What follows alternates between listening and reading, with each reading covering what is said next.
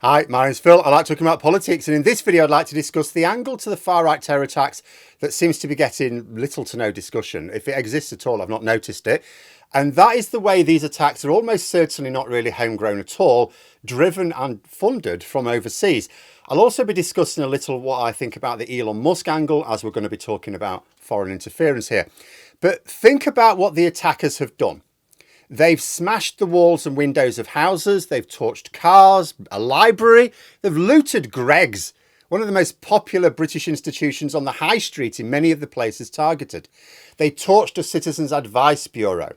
Now, do ordinary people want their high street smashed in? No, of course they don't. They use it. Do they want their libraries and other public services torched to the ground? No, they use them. No ordinary British citizen wants that. Doesn't matter what they think of immigration or certain groups in the country. And yet that's what's been happening. I want you to consider there's been, we talk about the hotels that have been targeted, the mosques that have been targeted. We've now got British lawyers. They're trying to target British lawyers. You would think that was a counterproductive strategy, given that they're about to be in need of sympathetic lawyers very soon. There's also evidence they're going to be targeting the Jewish community now as well. There's been messages going out there. We have to remember the core of these rioters are like literal Nazis. You know, the emphasis has been attacks on Muslims because that draws in support from other random racists.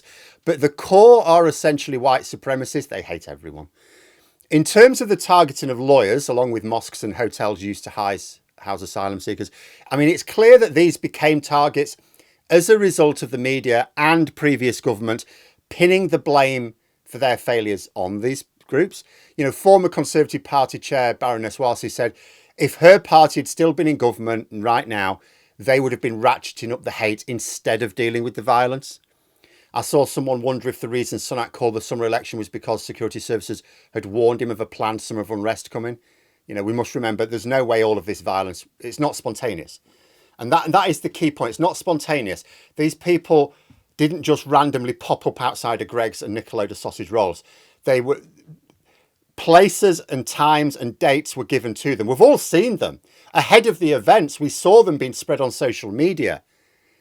And so we know what places, so these places have all been targeted. The level of coordination needed required long-term planning as well as funding. What we don't know is exactly what it was all planned for and by whom, hence the speculation.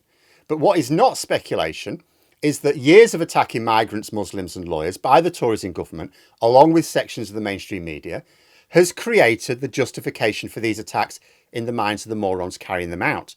It's almost certain that Conservative MPs allowed their more insane colleagues to do this, knowing it was wrong, because it seemed a useful way of distracting from their own failures.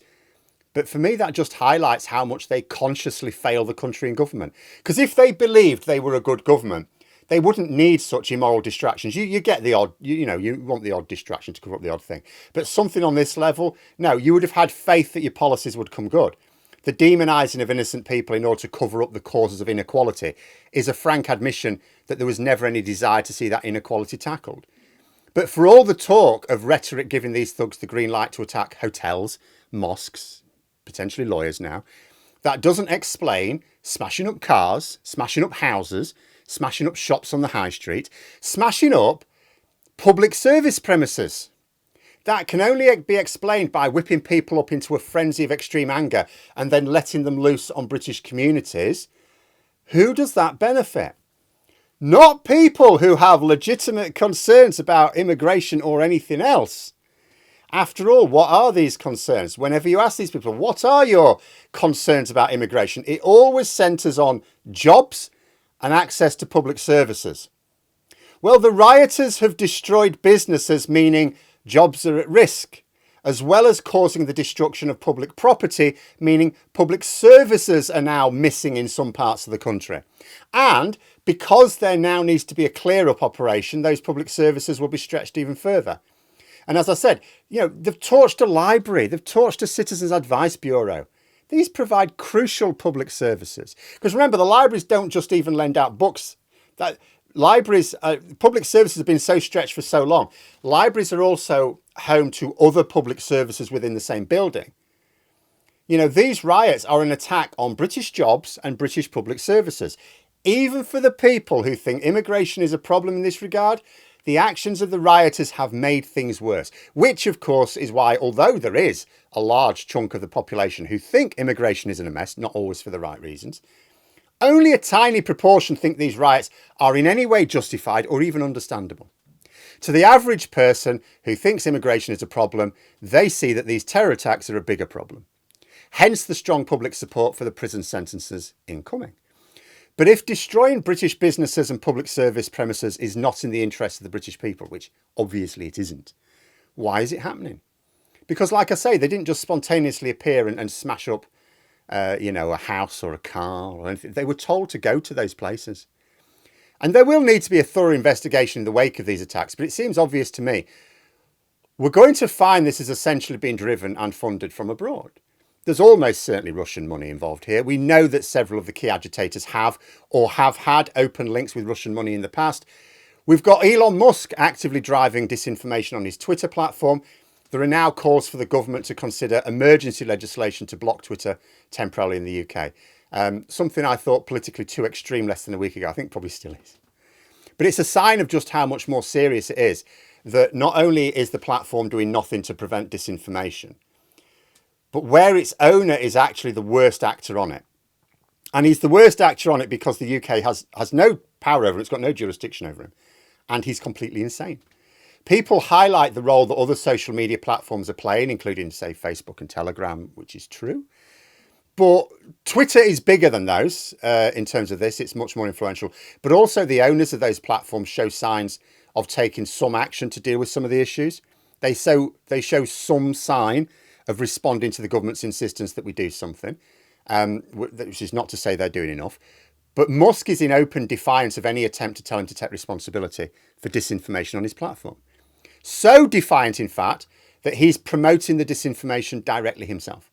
I've said before that he bought Twitter because Twitter is the best platform for sharing accurate information because there is no format like it for allowing experts to share their wisdom quickly and easily on breaking news events. That is why, if you're known on Twitter, you are known to journalists and politicians.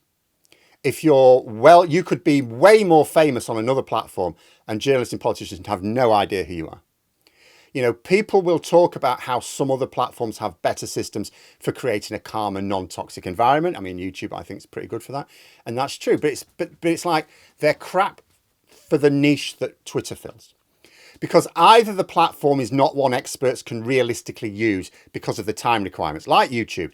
Very few experts have got the time. When something's breaking and they want to share their wisdom with the world, very few experts are going to say, right, I've got to record myself and edit a video and publish that right now. No, they're too busy being experts, doing their job of being experts, right? But a quick tweet, oh yeah, that can be done. That just takes a few minutes, right? And other platforms, which are maybe good for sending out the quick tweet-like messages, they're crap for letting people find those messages because they're too closed. That's how they have a calmer environment. They're closed off.